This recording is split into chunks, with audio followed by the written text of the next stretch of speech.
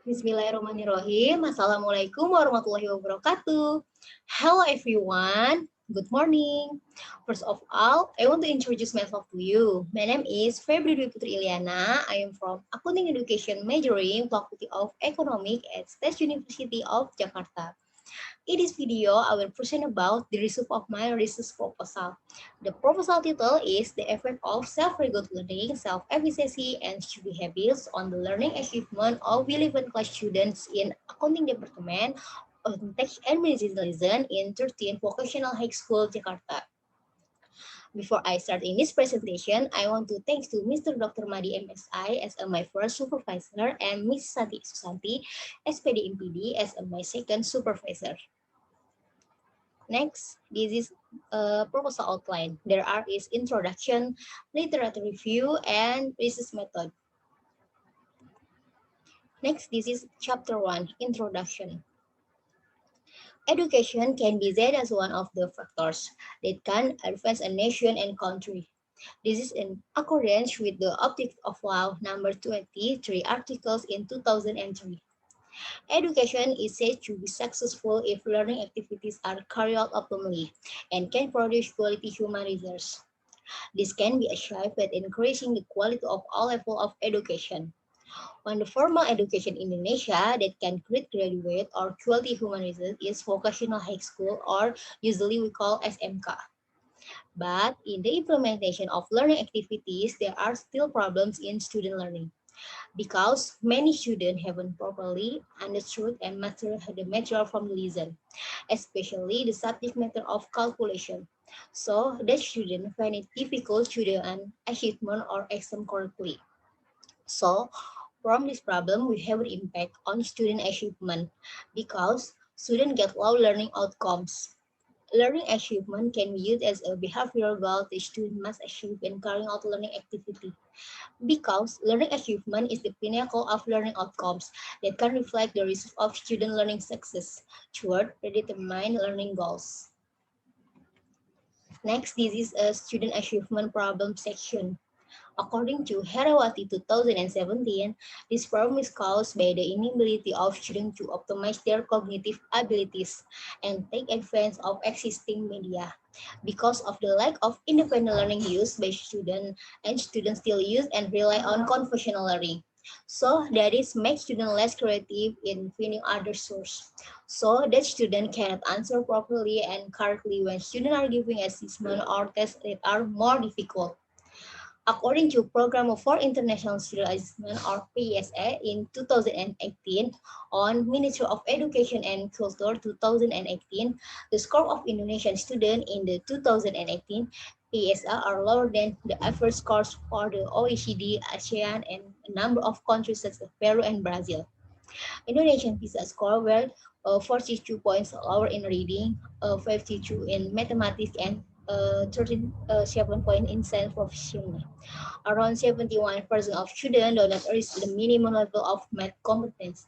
This means that are still many Indonesian students having difficulty in dealing with situations that require problem-solving skill using mathematics. So that is problem show that students in Indonesia still have low abilities in carrying out a learning process.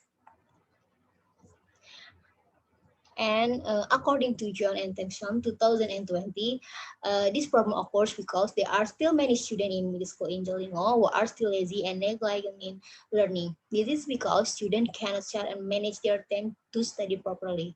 In addition, student bad study habits in learning are a major factor for students in secondary school at Jalingo Metropolis, Nigeria, because they are getting bad final score because students only study at school when the teacher provides material in class and students study only when approaching exam.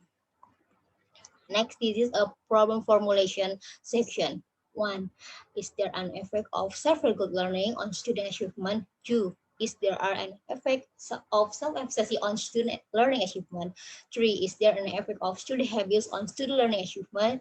3. Is there an effect of self-regular learning, self-efficacy, and student habit on student achievement? Next is a research purpose section. 1. To find out whether self-regulated learning has an effect on student learning achievement. 2. To find out whether self-efficacy has an effect on student learning achievement. 3. To find out whether study habits affect student achievement. 4. To find out whether self-regulated learning, self-efficacy, and study habits have an effect on student learning achievement. Next, this is chapter 2, literature review about learning achievement. 1. Definition of learning achievement. Learning achievement is the level of student success in mastering, receiving, and understanding the entire learning material after carrying out learning activities that can be measured through certain tools and tests, and determined in the form of value or numbers. 2. Learning achievement indicators. The indicator used by research to measure learning achievement are 1. Cognitive aspect, 2. Affective aspect, 3. Psychomotor aspect. This is according to Shah 2015. Next, this is a literature review about self-regulated learning. 1. Definition of self-regulated learning. Self-regulated learning is an active individual learning process by using self-regulation. Individuals who use self-regulation in learning are able to regulate and control themselves in planning and implementing the learning process, so that the creation of student learning motivation and students are able to plan, implement, monitor, and evaluate their own learning process to achieve academic goals to be achieved. Next is a self-regulated learning indicator. The consists of 1. Self-evaluation, 2. Organizing and training, 3. Setting goals, 4. Searching for information, 5. Monitor, 6. Set the environment, 7. Self-scan sequence, and 8. Seek social support. And this is according to Mulyadi et al. 2016. Next, this is a literature review about self-efficacy. 1. Definition of self-efficacy. Self-efficacy is the belief and ability of students in complementing achievement or completing their learning activity well, so that student can achieve learning goals that will be achieved and will get good learning outcomes as well. 2. Self-efficacy indicator.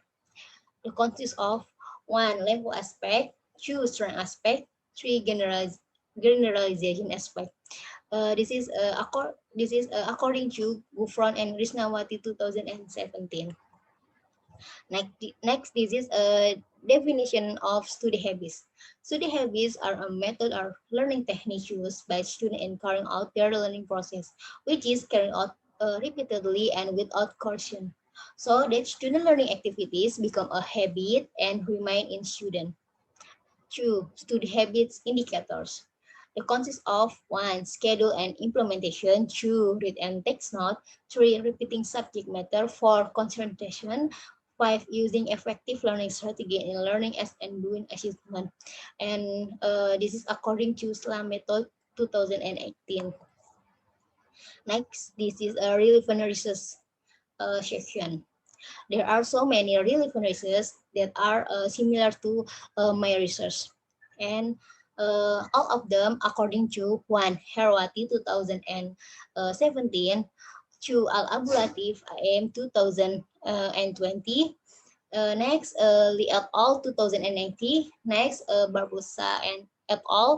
2018, Amani et al. 2020, next Asana et al. 2016, next Firmansyah 2018, KBK 2020, Maulani Amalia and Zanti 2020, Mulyani Tias and Ate 2020, Jafari, Age and Katoni 2019, Marzulina et al. 2019, Al-Zahrani and et al. 2018, Ahmad et al. 2018, Agustina 2019, Rustam and Wahyuni 2020, Roshidah and Roshiana 2020, Arisanti and Hakim 2019, Usair El Muhammad 2016, and ABB and Astadke 2017. Next, this is a theory framework and hypothesis. And hypothesis, the consists of one, there is an influence between self-regular learning on learning achievement. Two, there is an influence between self-efficacy on learning achievement. Three, there is an influence between study habits on learning achievement. Four, there is an influence between self-regular learning, self-efficacy, study habits, and on learning achievement. Next, chapter 3. This is a research method. 1. Time and place of research. Time and place of research in around May 2020 until July 2020. Place of research in 13th Jakarta State Vocational High School. 2. Research approach. I use quantitative approach and survey methods in my research. 3. Population and sample. The population used in this study were 108 students of 11 class, majoring in accounting at 13 Jakarta Vocational High School. 2. The sampling technique used professional random sampling, using the table formula of Isaac and Michael, using a significant level of 5% of the population, so that a sample of 84 students was obtained. Next, this is a technique data collection. 1. Secondary data comes from student final semester test scores. 2. Primary data using a questionnaire as an instrument, then will be tested by validity and reliability. 2. Next, data analysis technique. 1. Multiple regression equation test. 2. Test requirement analysis and consists of normality test and linearity test. 3. Hypothesis testing. This is consists of t-test and f-test. 4. Or the last and the correlation coefficient analysis test, and the consists of multiple correlation analysis and determination of coefficient test. And thank you. Okay, everyone, that's all my presentation. And I'm so sorry because there are so many mistakes, and thank you for all attention. Assalamualaikum warahmatullahi wabarakatuh. Bye-bye.